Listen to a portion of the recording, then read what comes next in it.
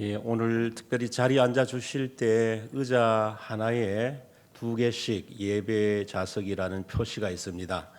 그래서 앞좌석과 뒷좌석 사이사이 이렇게 붙여놨는데요. 그 표시가 있는 자리에 반드시 앉아 주시기 바랍니다.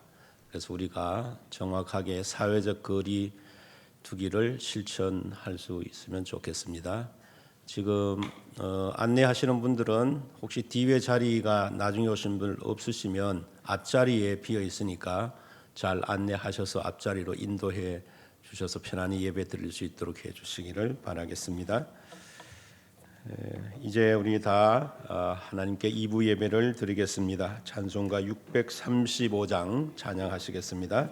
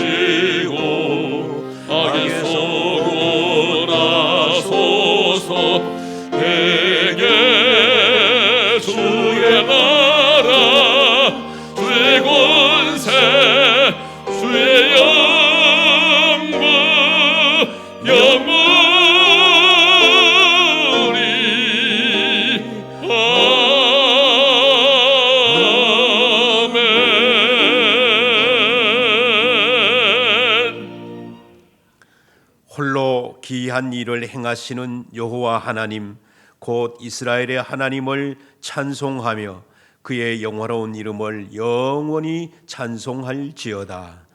복의 근원이 되시는 하나님 아버지, 주님의 인도하심 가운데 한 주간도 은혜 가운데 지냈습니다.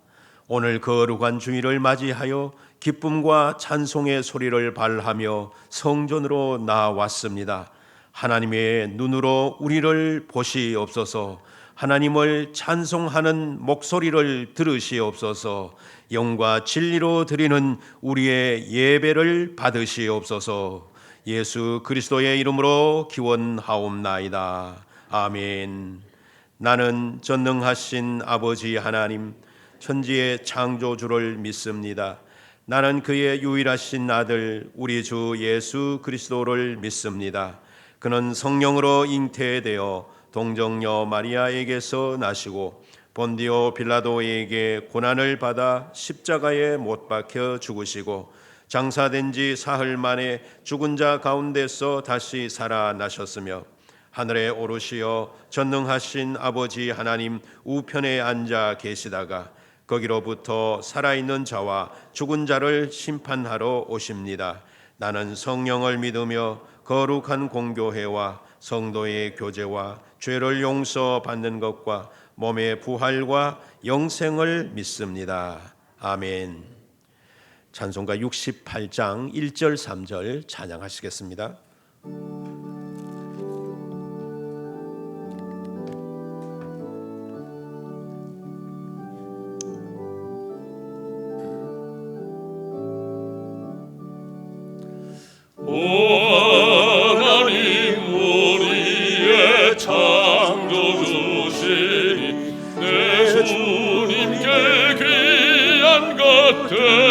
드립니다.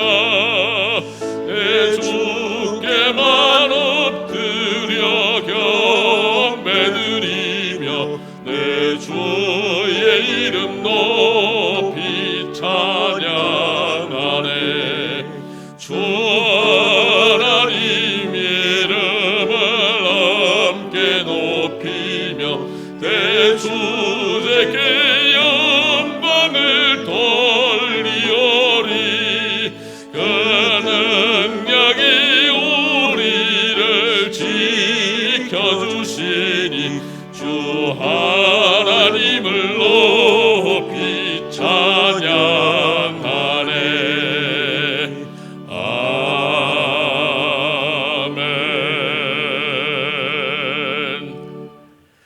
성시 교독 제 53번 성시 교독하시겠습니다. 내가 산을 향하여 눈을 들리라. 나의 도움이 어디서 올까? 여호와께서 너를 실족하지 아니하게 하시며 너를 지키시는 이가 졸지 아니하시리로다.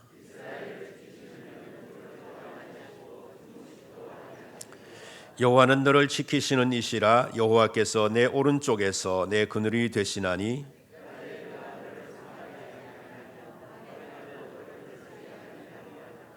여호와께서 너를 지켜 모든 환난을 면하게 하시며 또 내 영혼을 지키시리로다.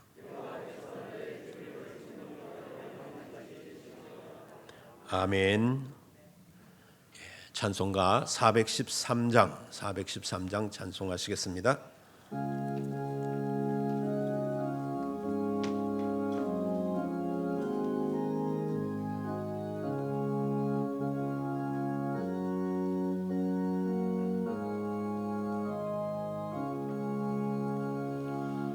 내 평생에 가는 길 선탈하여 늘 잔잔한 강 같은지 큰 풍파로 무섭고 어렵든지 나의 영혼은 늘 편하다. 내 영혼 평안해. 내 영혼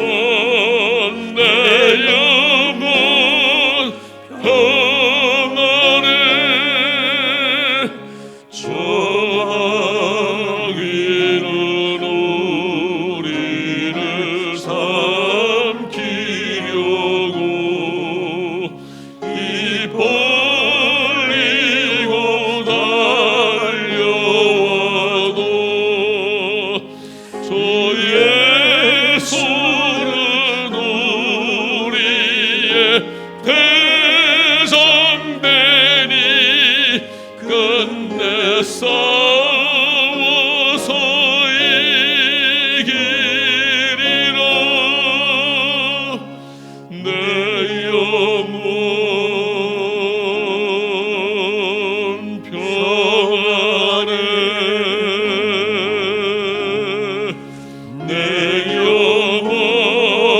내 영혼 평안해. 내 지은 죄 좀비 같더라도 주 예수께 따르며 그 십자가 피로써 다시 쓰서 하는 돈보다도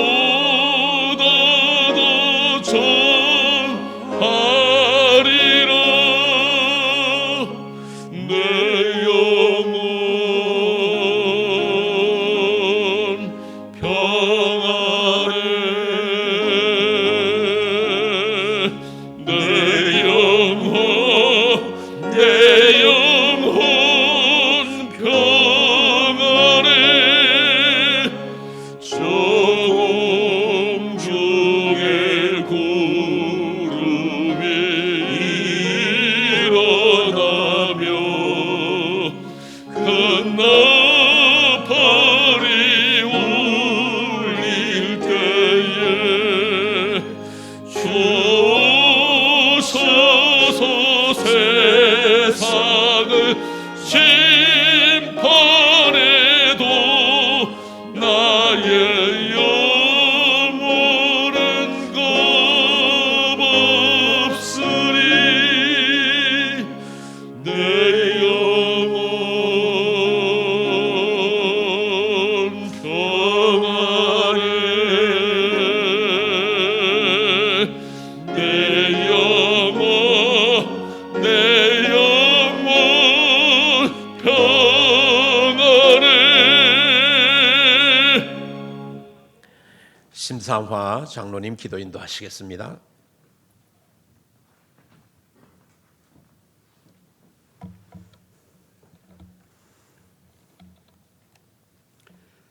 천지 만물을 말씀으로 창조하시고 우리들의 생사화복을 주관하시는 하나님 아버지, 감사와 찬양과 영광을 돌려옵나이다. 죄와 허물로 인해 영원히 죽었던 우리들을 예수 그리스도의 십자가 보혈의 은총으로 구원하여 주시고 하나님 자녀로 삼아주심을 감사합니다. 세상 가운데 살아가고 있는 우리들은 미련하고 어리석어 하나님께 영광 돌리기보다는 세상 미혹을 따라 살아왔음을 이 시간 자복하고 고백하오니 용서하여 주시옵소서. 사랑의 하나님 아버지, 이 나라 이 민족을 긍휼히 여겨 주시옵소서. 특별히 대통령에게 지혜와 명철을 다해 주사 교만과 권력을 앞세우는 미련한 관료들을 멀리하고 하나님을 두려워하고 백성을 잘 섬기는 겸손하고 지혜로운 관료들을 세우사 대한민국을 자유민주주의 나라로 든든히 세워가게 하여 주시옵소서. 하루속히 코로나19 바이러스가 이 땅에 사라지게 하사 모든 예배가 회복되어 기도와 찬양이 뜨거워지고 선교의 문이 활짝 열리고 나라의 경제가 하루속히 되살아나게 하여 주시옵소서. 비전과 꿈을 가지고 나아가는 젊은 청년들에게 희망과 소망의 빛이 보이는 대한민국이 되게 하여 주시옵소서. 남명교회를 사랑하시는 하나님 아버지, 담임 목사님을 성령으로 충만케 하사 진리의 말씀을 온전히 증거하는 거룩한 주의 종이 되게 하시고 모든 장로들이 아론과 훌과 같이 목사님을 잘 보필하여 하나님께서 기뻐하시는 목회가 이루어져 초대교회와 같이 사랑이 가득하고 서로 위로하며 남의 허물을 드러내지 아니하고 하나님께 영광 돌리는 귀한 남명교회가 되게 하여 주시옵소서. 미래의 꿈과 비전인 교회학교를 사랑하시는 하나님 아버지, 교회학교 교육자와 모든 교사들을 성령으로 충만케 하사 어린 영혼들을 한 생명도 실족시키지 않도록 눈물의 기도와 그리스도의 사랑으로 헌신하는 교사들이 다 되게 하시고 아이들이 말씀과 기도로 잘 양육받아 훌륭한 인재들로 가득 채워 주시옵소서. 이 시간 모든 성도들이 하나님 말씀 듣는 중에 참 평안을 얻고 영육간의 병든 자들이 고침받는 치유의 역사가 일어나게 하여 주시옵소서. 남명교회를 출입하는 모든 성도들을 성령으로 충만케 하사 온전한 예배를 드리게 하시고 말씀과 기도의 능력으로 하나님의 기쁨이 되는 삶을 살게 하여 주시옵소서. 그래야 하나님께서 우리들을 위해 예배하신 하늘의 신령한 복과 땅의 기름진 복을 누리며 살아가는 복된 성도들이 다 되게 하여 주시옵소서. 오늘도 주님 전에서 열심을 다해 충성 봉사하는 모든 손길들을 기억하여 주시고 가정에서 마음과 뜻을 모아 온라인으로 예배드리는 성도들에게도 하나님의 은혜가 충만케 하여 주시옵소서. 하나님을 찬양하는 할렐루야 찬양대의 찬양이 하늘 보좌를 움직이게 하시고 온 성도들의 마음 문을 활짝 여는 은혜의 찬양이 되게 하여 주시옵소서. 오늘 드려지는 모든 예배를 하나님 홀로 영광받아 주옵시기를 간절히 바라며 이 모든 말씀 우리 구주 예수 그리스도 이름으로 기도하옵나이다. 아멘.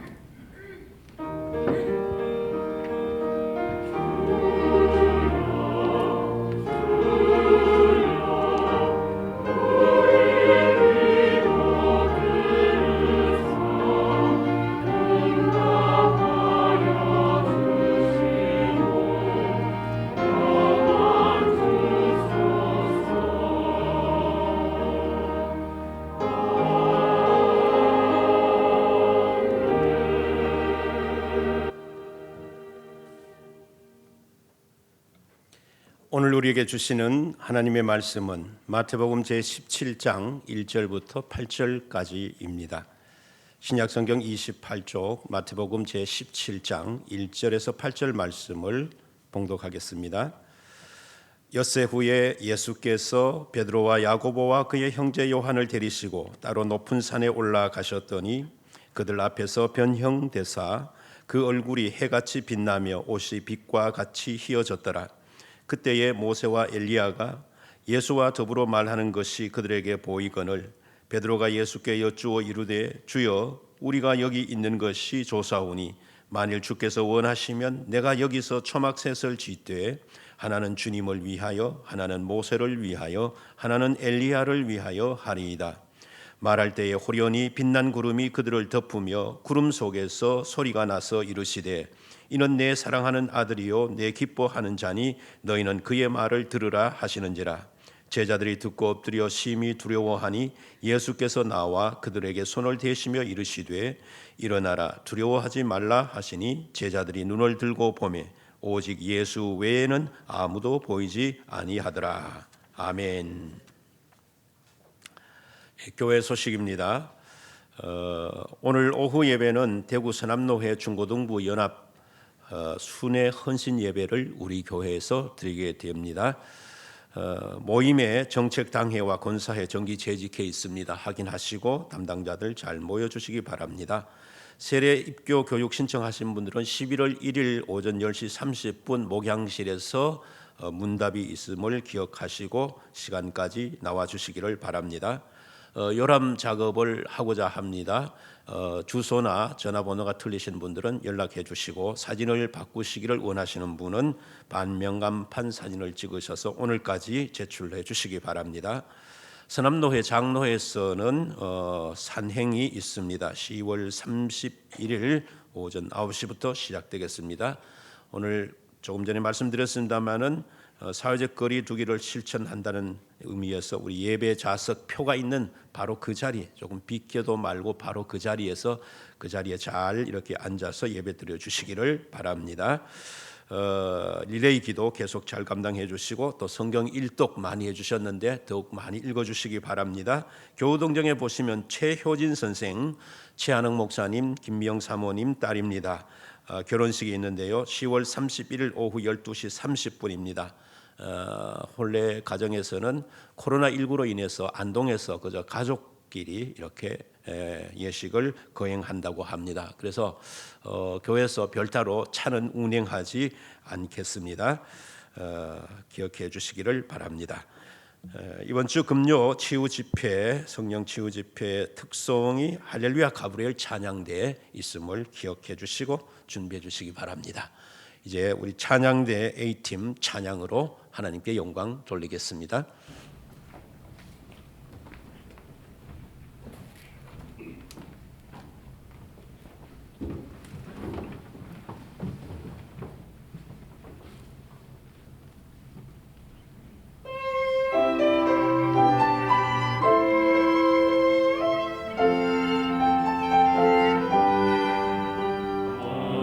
하늘의 주 앞에 다 경배하여라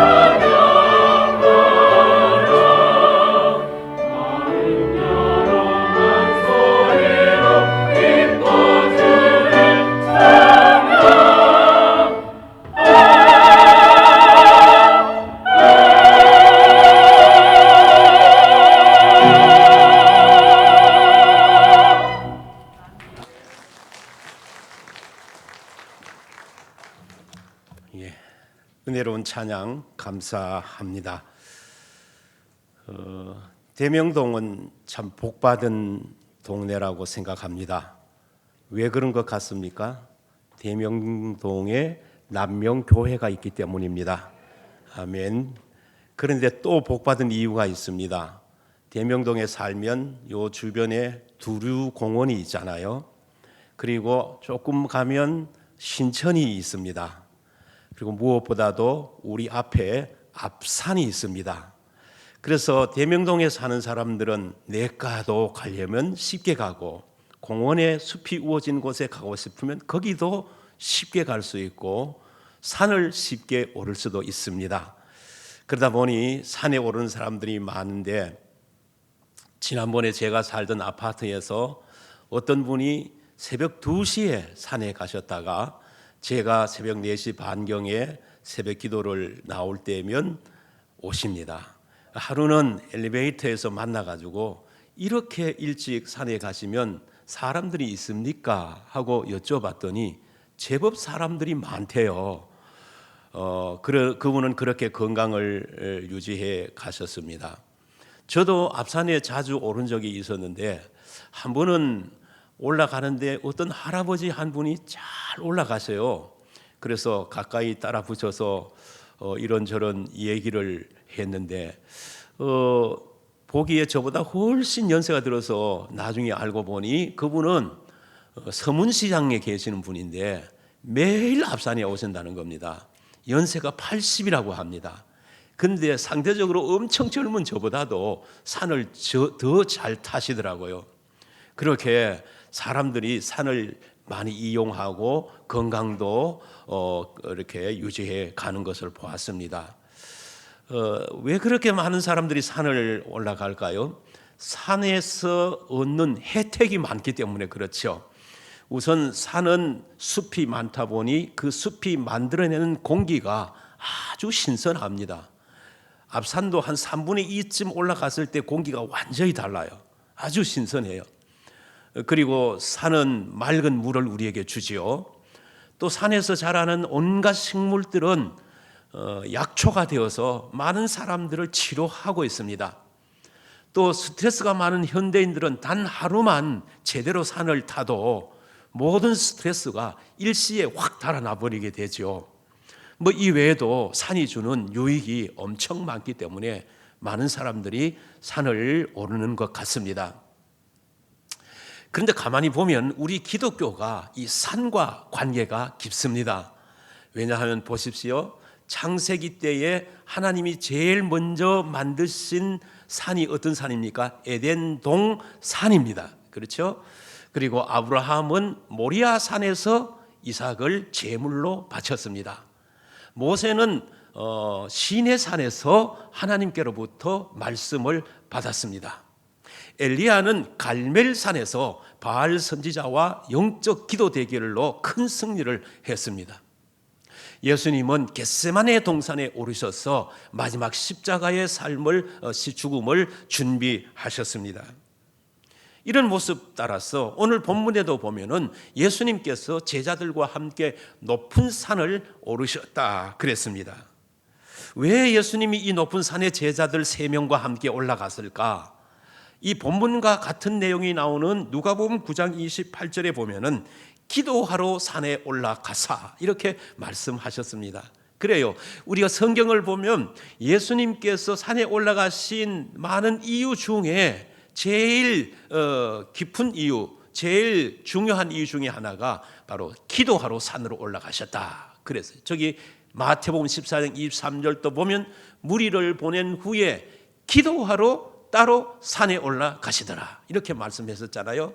또 계속 나오는 말씀에 보시면 이 때에 예수께서 기도하시러 산으로 가사 밤이 새도록 하나님께 기도하시고 이렇게 말씀하십니다. 또 보십시오.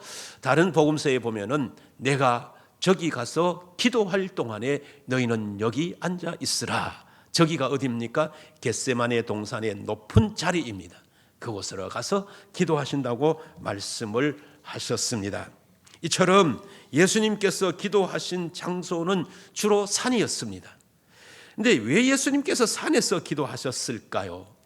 뭐 성경에서 직접적으로 그 이유를 말씀하신 부분은 없지만 그 이유를 짐작해 해 주시는 본문 성경 말씀이 있습니다. 그게 마가복음 1장 35절에 새벽 아직도 밝기 전에 예수께서 일어나 나가 한적한 곳으로 가사 거기서 기도하시더니라고 했습니다.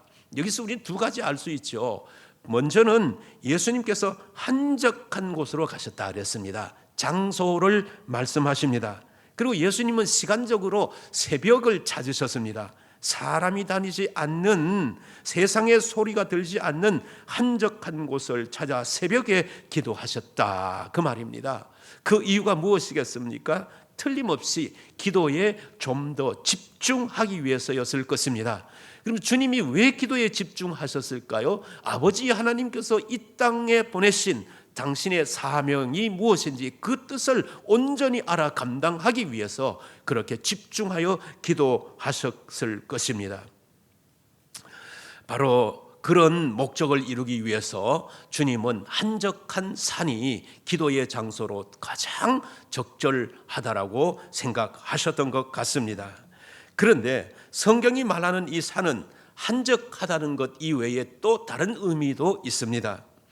그 전에 오래됐습니다만 저와 함께 공부하던 후배 중에서 서울의 건국대학교 다니는 친구가 있었습니다. 이 친구의 고향이 청송인데 저에게 만나면 종종 이런 말을 했어요. 목사님, 그때는 제가 전도사였으니까 전도사님, 우리 청송은 하나님과 가장 가까운 동네입니다. 그랬어요. 그래 왜 그러냐 그러니 주황산과 같은 높은 산이 있기 때문이라는 겁니다. 그 높은 산이 의미하는 바가 하늘과 더 가까이 다가가 있다는 것입니다.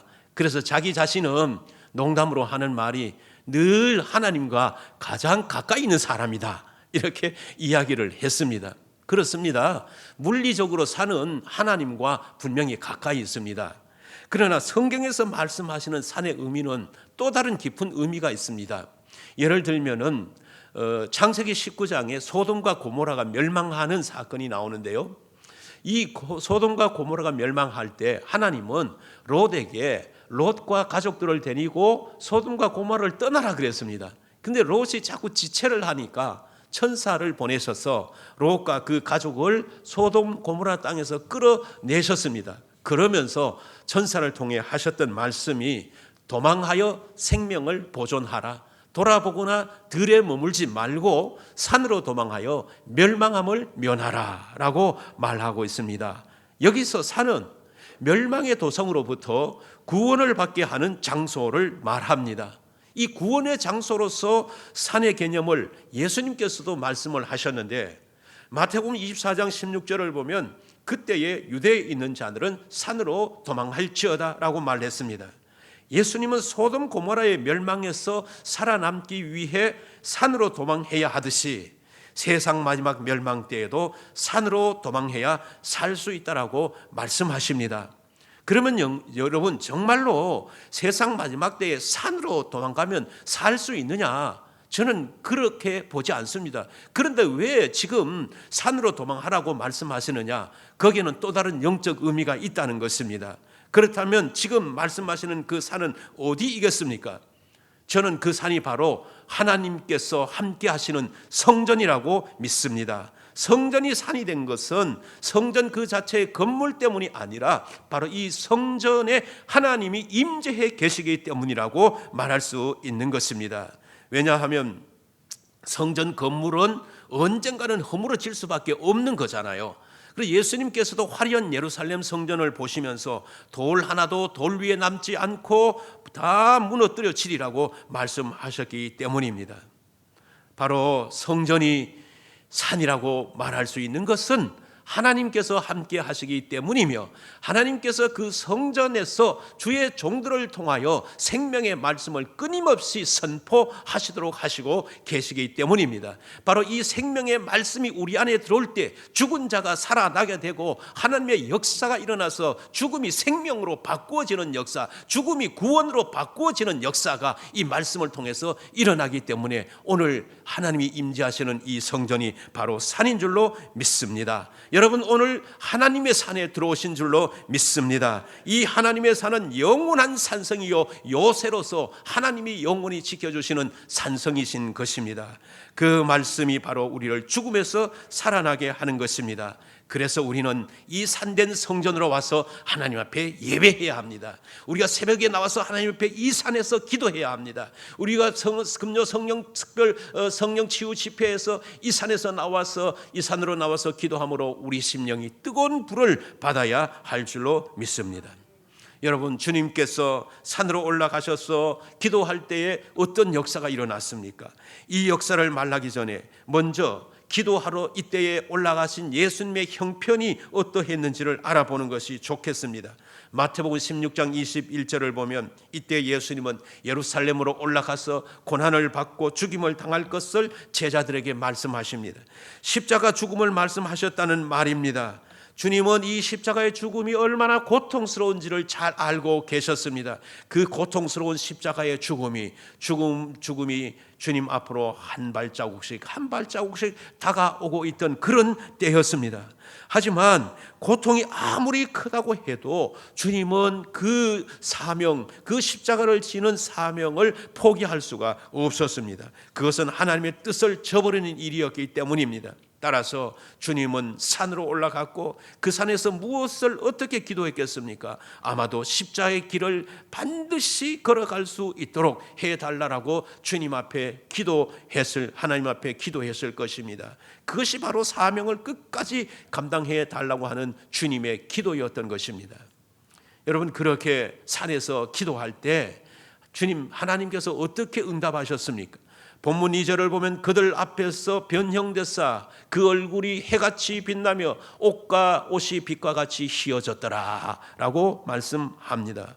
이것은 주님께서 부활하실 때의 모습을 보여주신 것입니다. 그리고 3절을 보면 우리 함께 읽으실까요? 그때에 모세와 엘리야가 예수와 더불어 말하는 것이 그들에게 보이거늘 라고 했습니다. 지금 모세와 엘리야는 예수님 이 당시에 이 땅의 사람이 아닙니다. 다 벌써 하나님 나라 간 사람들입니다. 그 하늘나라 간 사람들과 예수님이 대화를 하셨다고 하는 것은 그 하늘나라의 모습을 잠시 보여주시고 있는 장면이라고 할 수가 있습니다. 그러니까 하나님은 십자가 지실 것을 고민하시는 주님에게 그 십자가 후에 주님이 입게 될 승리의 모습을 보여주신 것입니다. 그러면서 아마 이런 말씀의 의미로 주님에게 다가왔을 것입니다. 걱정하지 마라. 비록 십자가로 인하여 너의 고통이 심할 것이나 잠시 후에는 그 고통과 비교도 할 수 없는 큰 승리의 영광을 누리게 될 것이다. 이런 말씀의 의미가 기도하는 주님에게로 다가온 것입니다. 그 말씀은 주님에게 얼마나 큰 힘이 되었고 격려가 되었겠습니까? 우리는 여기서 우리 자신과 관련하여서 중요한 한 가지 사실을 깨닫게 됩니다. 그것은 바로 주님을 향하신 하나님의 그 위로하심과 격려가 오늘을 살아가는 우리들에게도 동일하게 나타나게 된다는 것입니다. 우리가 이 땅을 살면서 우리 삶 가운데 다가오는 어려움과 아픔과 고통과 시련이 얼마나 많습니까? 그것은 그 사실을 겪는 나 자신밖에 아무도 깊이 알 수가 없습니다. 그런데 그것을 아시고 이해하시는 분이 단 한 분 계시는데 그분이 바로 예수 그리스도이십니다. 그 사실과 환경을 이해하시고 아시는 주님께서 우리에게 어떻게 말씀하실 것 같습니까? 너희가 그런 아픔과 고통을 가지고 있느냐? 그렇다면 너희도 예수처럼 기도의 산으로 올라오라. 내가 너희와 거기서 함께하고 너희의 모든 문제를 해결해 줄 것이다. 내가 너희에게 기적을 보여줄 것이다. 그런 음성으로 우리에게 격려하시고 힘을 주시는 줄로 믿습니다. 사랑하는 성도 여러분, 오늘 이 성전, 산된 성전으로 잘 올라오셨습니다. 이 예배를 드리는 순간 하나님의 이 음성을 들으실 수 있기를 바랍니다. 하나님과 함께 산 위에서의 그 아름다운 시간을 가질 수 있는 여러분이 되시기를 주님의 이름으로 축원드립니다. 그런데 여러분, 이제 또 한 가지 문제가 있습니다. 비록 잠시 동안이고 한 부분이긴 하지만 천국에서의 그 모습을 바라보게 된 베드로가 그 모습이 너무 좋게 보인 것입니다. 아마 황홀하게 하리만큼 그에게 다가왔던 것 같습니다. 그래서 베드로가 말합니다. 주님, 제가 주님과 엘리야와 또 모세를 위하여 이 자리에다가 초막을 셋을 지어드리겠습니다. 그 말이 무엇입니까? 이 황홀한 광경 내가 빼앗기지 않고 여기 당신들을 위해서 초막을 지어드릴 테니 우리가 여기서 영원히 삽시다. 그런 의미가 그 안에 들어있는 것입니다. 그런데 이것은 베드로의 잠시 착각이 아니겠습니까? 지금 베드로가 있는 산은 영원한 하늘나라가 아닙니다.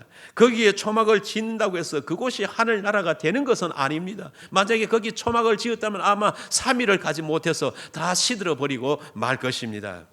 그렇다면 하나님께서 예수님의 변형되신 모습을 제자들에게 보여주신 이유가 무엇일까요?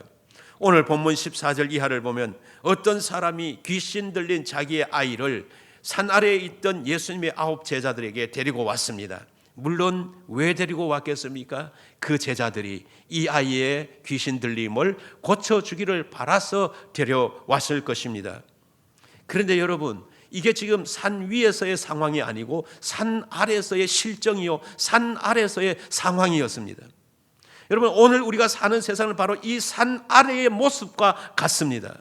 여러분, 세계는 지금 여전히 코로나19로 인해서 어려움을 겪고 있습니다. 그런데 정말 아이러니한 것은 우리 모든 세계 사람들이 자랑하는 것이 뭡니까?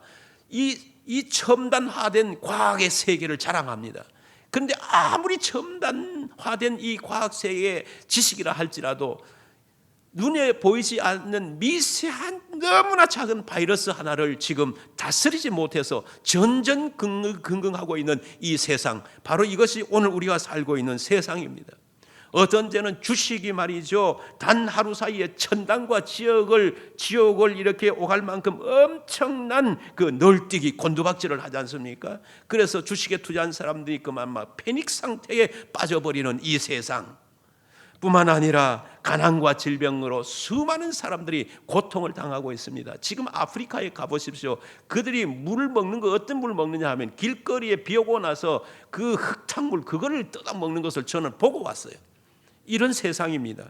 여러분, 하루를 자고 나면 크고 놀랍고 크고 작은 사건들이 온 세상의 뉴스판을 뒤덮고 있는 것을 보지 않습니까?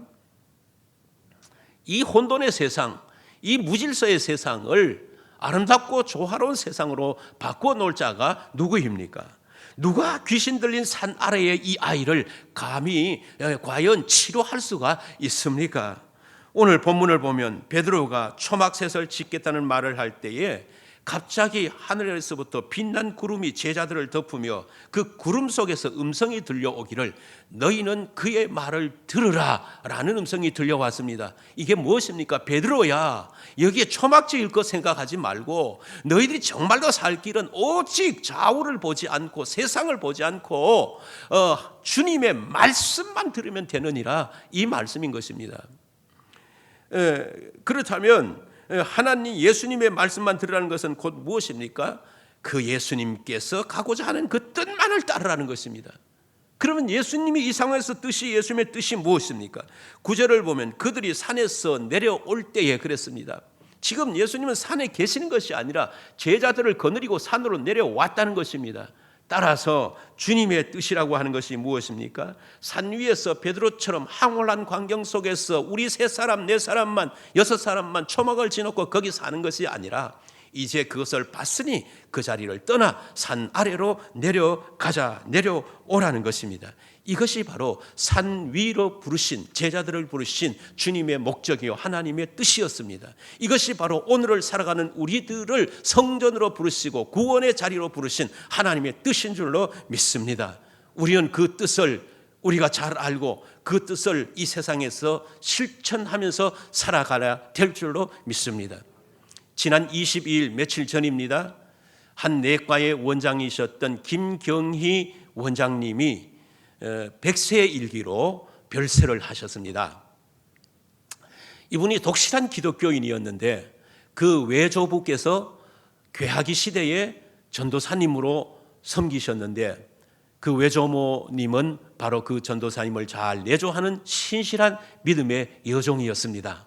이 외조부모님의 신앙을 이어받아 이 김경희 원장님 고인이 되신 그분의 어머니가 그 신앙을 이어받고 또 그 어머니에 있던 신앙이 이분에게 내려오고 그리고 이분의 자손들이 그 신앙을 이어받아서 지금은 이분의 가족이 우리나라의 감리교회 최초 교회였던 정동 감리교회의 6대째 그 교회를 섬기고 있습니다.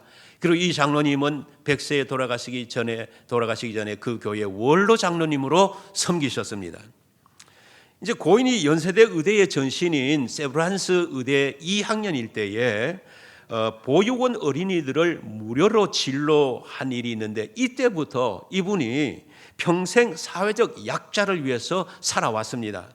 그래서 1984년에 그 서울 노원구 상계동의 수락산 그 아랫자락에다가 병원을 하나 개원했는데 읍명내과라고 하는 이름으로 개원을 했습니다. 그래서 그때부터 의료보험 제도가 우리나라에 실시되기 전인 1989년 7월까지 모든 진료 환자들에게 1,000원만 받고 진료를 해준 것입니다. 그래서 이분에게 붙은 별명이 뭐냐 하면 상계동의 슈바이처라 하는 별명이 붙었습니다. 그는 장학회나 심장수술 후원회 또는 무료 독서실을 운영하면서 경제적 형편이 어려운 사람이나 또 몸이 약한 사람들을 위해서 돕는 일을 활발하게 재개했습니다. 그리고 1996년 4월에는 자신의 모교인 연대의대에다가 평생 동안 모아온 토지, 그 토지가 얼마 크기냐 하면은 21만 4,876제곱미터, 이걸 평으로 환산을 하면 약 6만 5천 평인데요. 이것을 그 모교에다가 기부를 했습니다. 그 당시 가격으로 오늘날은 훨씬 더 비싸겠죠. 53억 원의 가치가 있었던 그런 땅이었습니다. 이 당시 이제 이걸 기부하면서 이분이 인터뷰를 했는데 이런 내용을 말했습니다. 1,000원만 받고 진료한 것은 어떤 재산도 개인이 영원히 소유할 수 없다는 생각에서였다라고 하면서 잠시 관리하던 재산을 이제 같은 마음으로 사회에 돌려주려고 한다라고 했습니다. 여러분 얼마나 멋진 말입니까?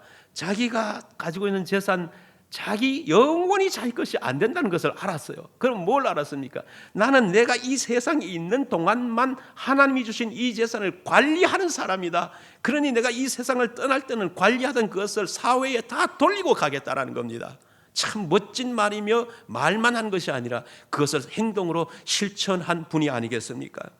여러분 바로 고 김경희 장로님의 삶이야말로 오늘 본문에서 산 아래에 고통당하는 자들과 함께 하라고 말씀하신 그 주님의 말씀을 몸소 실천한 삶이었다라고 믿습니다.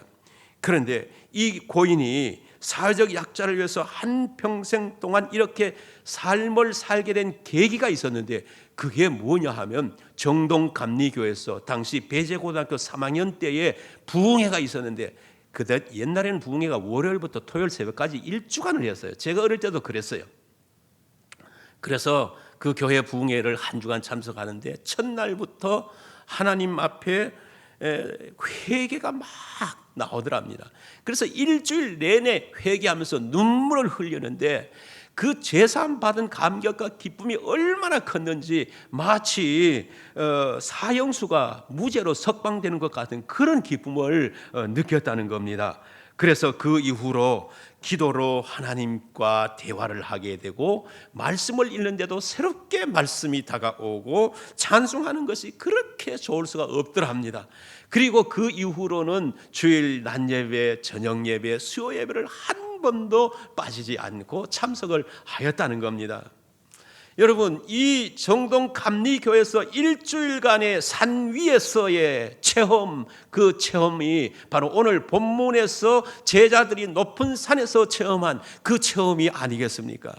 이 놀라운 하나님의 은혜가 그로 하여금 평생 어렵고 힘든 삶을 살아가고 있는 사람들을 위해서 자신의 전부를 헌신하고 봉사하고 희생하는 삶을 만들어 냈다라고 하는 것입니다.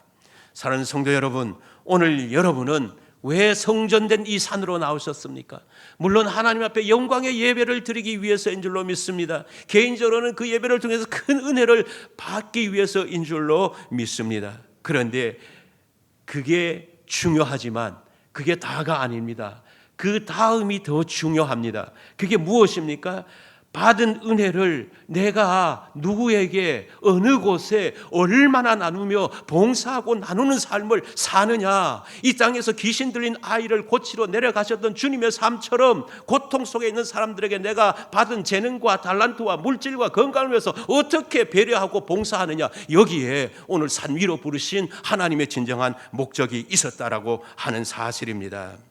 오늘 우리는 베드로처럼 주님 여기가 좋사오니 여기에다가 초말 셋을 짓겠습니다 라면서 자신의 만족에만 받은 은혜에 감사하며 머물러 있어 오시지는 않으셨습니까? 그러나 하나님은 주님과 함께 저 산 아래로 내려가라고 말씀하십니다. 문제와 아픔과 고통 중에 힘들어하는 이 시대 사람들 속으로 파고 들어가라라고 말씀을 하시고 있습니다. 우리가 산 위에서 받은, 우리가 성전에서 받은, 우리가 기도하는 중에 받았던 그 큰 영광과 그 큰 은혜와 그 큰 감격과 그 큰 능력을 가지고 그들의 아픔을 치료해 주라. 주님은 이렇게 말씀하시고 있습니다. 그게 꼭 물질이 아니어도 괜찮아요. 내가 가지고 있는 신앙이어도 됩니다. 내가 가지고 있는 재능이어도 됩니다. 달란트여도 됩니다. 무엇이든지 내 마음을 줘도 됩니다. 그런 것을 통해서 그들의 삶을 돌보라고 하는 것이 주님의 목소리요, 주님의 음성입니다. 오늘 여러분이 가정과 여러분이 섬기시는 직장과 여러분이 닿는 발걸음 어디에서든지 주님의 이 거룩한 명령을 기억하시고 실천해가는 삶의 은총이 넘치게 되기를 주님의 이름으로 축원드립니다. 기도하겠습니다. 자비하신 하나님 감사합니다. 산 아래의 삶을 살라 하신 주님의 음성을 듣게 하시고 지금까지 나만을 위하여, 내 가정만을 위하여, 내 자식만을 위하여, 내 것만을 위하여 살아왔던 삶에서 돌이켜 하나님 주신 그 모든 것으로 이 땅에 죽어가는 영혼을 위해 던지고 나누고 봉사하는 삶을 살아갈 수 있는 산 아래의 기적을 만들어가는 우리 성도들이 되게 하여 주시옵소서. 예수 그리스도 이름으로 기도드리옵나이다. 아멘. 찬송가 288장 찬양하시겠습니다.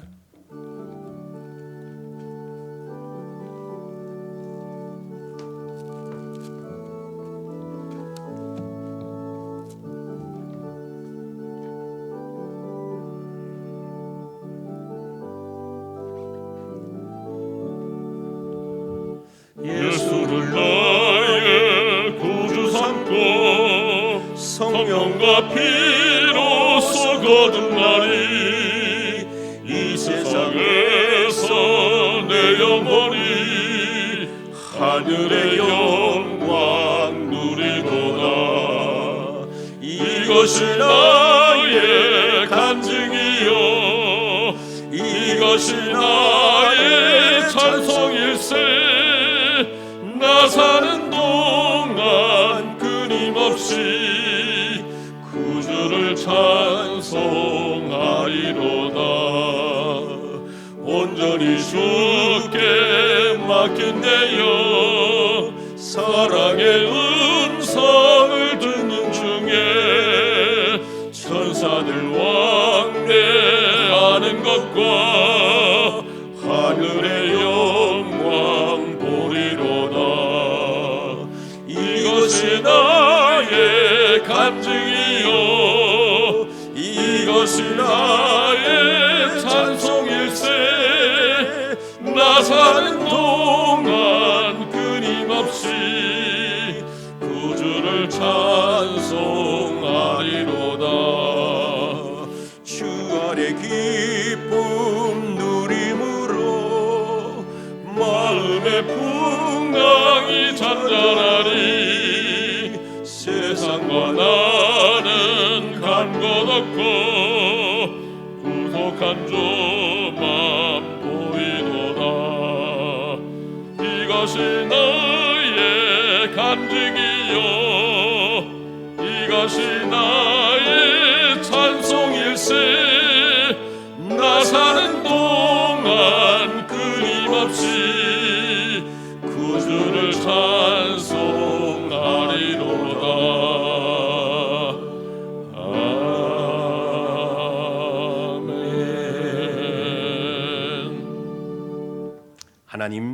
지난 한 주간도 건강하게 하시고 우리 일터와 삶의 자리에서 열심히 살게 하시고 그 주신 소득으로 10의 1조를 드리고 감사 예물을 드리고 선교 예물을 드리고 장학 예물을 드리고 일천번제 예물을 드리고 각양 주일 예물을 드리고 있습니다. 하나님 기뻐 받아 주시옵소서.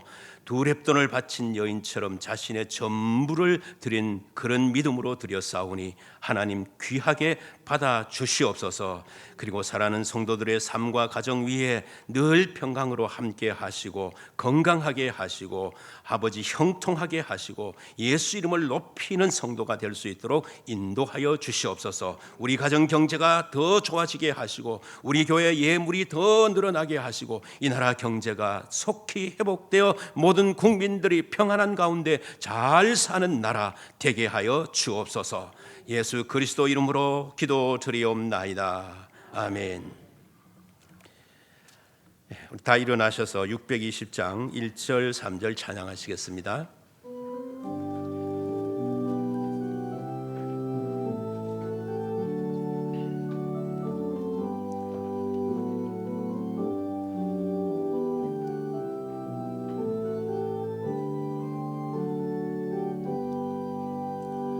여기에 모인 우리 주의 청받은 자여라. 주께서 이 자리에 함께 계심을 아노라. 언제나 주님만을 찬양하며 따라가리니 시험을 당할 때도 함께 계심을 믿노라. 이 믿음 더 굳세라. 주가 지켜주신다. 어둠 밤에도 주의 밝은 빛 인도하여 주신다. 여기에 모인 우리 사랑받는 주의 자녀라. 주께서 뜻하신 바 우리 통해 펼치신다. 고통과 슬픔 중에 더욱 주님 의지하오니 어려움 이겨내고 주님 더욱 찬양하라. 이 믿음 더 굳세라. 주가 지켜주신다. 어둠 밤에도 주의 밝은 빛 인도하여 주신다.